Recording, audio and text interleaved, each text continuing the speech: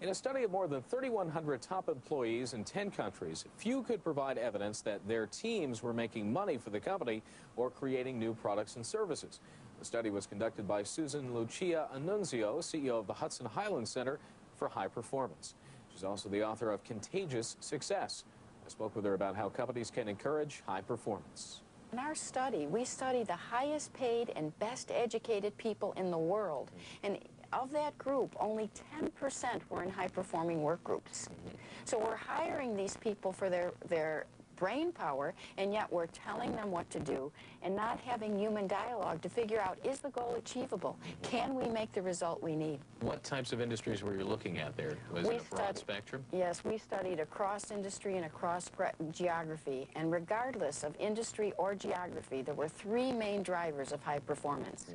Valuing people, treating smart people like they were smart, optimizing critical thinking, where an environment where the values that were talked about were actually lived, and seizing opportunities where people were able to take their challenges and turn them into opportunities for growth. So many people, regardless of how smart they are, and especially if they're just out of school and they have the knowledge that they've had through education, but don't necessarily have the job skills and working with people in an environment like this.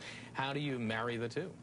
Well, what we found out is in these environments, there was a type of communication which we called respectful communication, where there was a questioning environment where people assumed positive intent. They assumed when somebody didn't know something that they were a smart person and there was something behind their thinking. And there was a lot of learning in these environments where through the questioning process, people learned from one another, both inside their groups and outside their groups. McDonald's is also one of the examples you have. Explain what they do. Well, we looked at a group within McDonald's, an operations group that was run by a man named Bill Hallett. And we have a concept in our group, in our book called Move the Middle.